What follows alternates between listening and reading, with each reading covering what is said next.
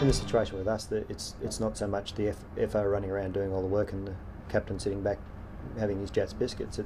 It's more important that they're both there together doing it. Our expectation is the captains will establish a set number of tasks, but the important task of gathering weather, NOTAMs and reviewing them, our expectation is that it's done together as a crew. We just encourage that the first officer and the captain work as a team, both checking each other's work.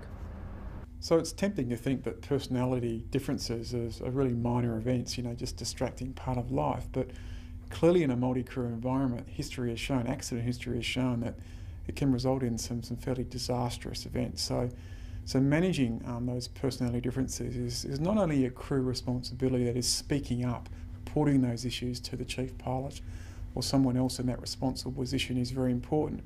But the organisation, of course, needs to manage that as part of its training program, as part of its education investigation program, to ensure that that's managed. So in this case, possibly John might require some bit of CRM training, and Robert the same, and possibly given some information on managing upwards, reporting those issues and being assertive as part of his responsibility as a crew member as well. I've seen a bad example of cockpit resource management with a very experienced captain and a reasonably experienced female co-pilot. For some strange reason, the captain had an issue with female pilots, and on a regular public transport flight in a metro, he actually, to prove a point, let the first officer fly until the aircraft was iced up to the point where she's physically forced him to take control. He then stalled the aircraft full of passengers and recovered. It was then reported.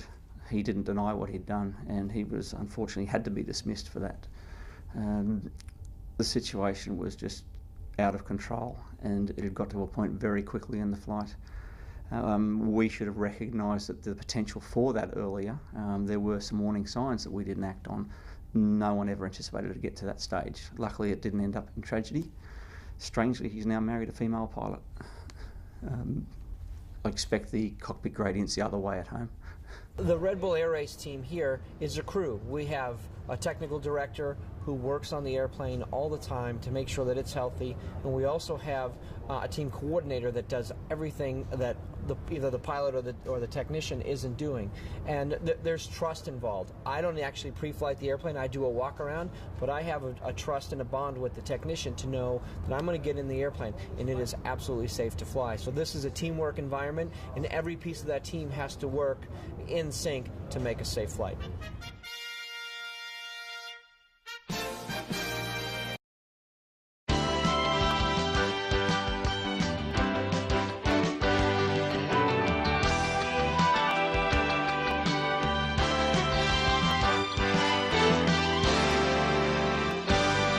In this day and age, I think the thing to remember is that everybody's experiences stress in one form or another.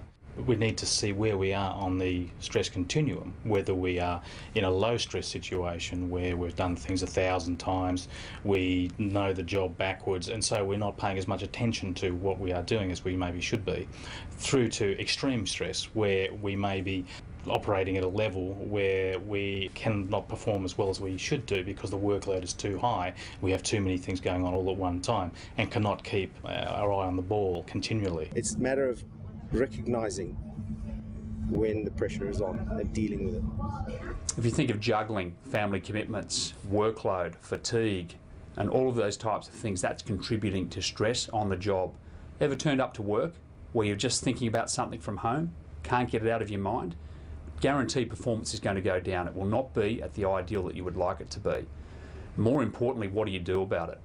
What you do need to do is have someone, I believe, that you can talk to about those issues.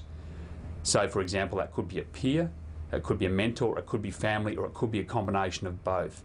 But often, just talking about something that's on your mind can help prevent you and can help give you some support for making better decisions before you set yourself up into an ugly situation, particularly within our industry. What you do need to do in a workplace as well from a supervisory perspective and a peer is be looking for signs and symptoms of stress in others that work with you. And if you're detecting it, particularly with, say, a mood swing or someone's just not how they're normally, on a day-to-day basis, if they're either a bit more withdrawn or they're overly aggressive, you need to start saying, and we've got the symptoms listed in the workbook, is everything okay? particularly if someone's about to launch themselves single pilot into an even more hostile environment.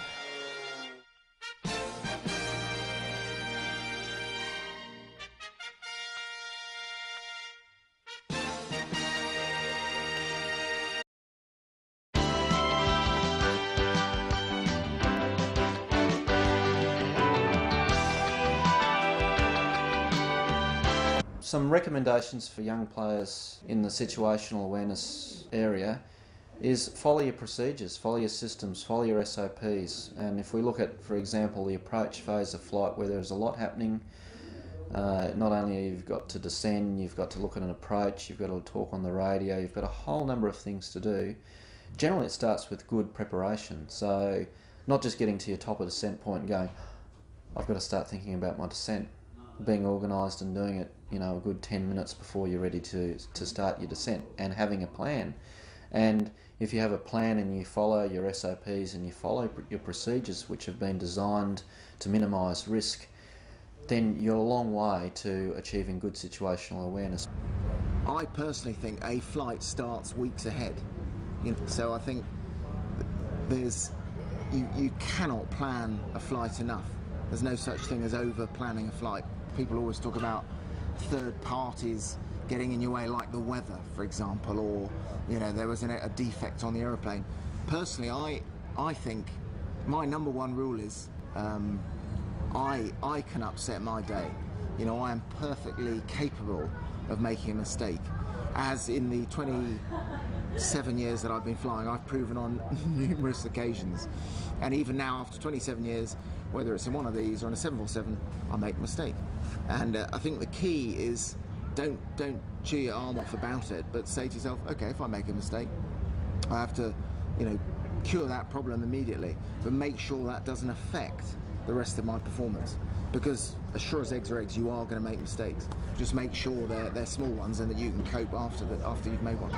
It's important that flight crew members focus on their primary task, which is flying the aeroplane, maintaining situational awareness, and put in barriers and defences to prevent those distractions actually occurring. A clear example would be leaving the headset on during all phases of the flight so that the passengers' distraction can be minimised. When you've got a situation where you've got a call on a checklist, or you're distracted by another item or a third party in the aircraft, always remember, keep coming back to your cockpit scan regularly, especially in IMC night. You've got to keep referring back to that all the time and not get distracted long enough that you can lose directional control of the aircraft, which is quite an easy thing. The first thing that I think is an essential in what we do, which of course is just one sphere of aviation. I mean, you could take this to being a fighter pilot, an airline pilot, a flying instructor, crop spraying, whatever aspect of aviation, is that you have to be so comfortable in the environment that you're going to fly that you can maintain your situational awareness. So you have to be completely comfortable that you would never have to think about control movements and all that stuff in this kind of level of what we're doing. Just basically being able to see the big picture the whole time. There are a number of policies that the company introduced to try and deal with situational awareness. The sterile cockpit is one of those, where we try to ensure that on takeoff and coming into land, usually below 10,000 feet, that nothing else is taking place in the cockpit except the operational requirements that happen to exist.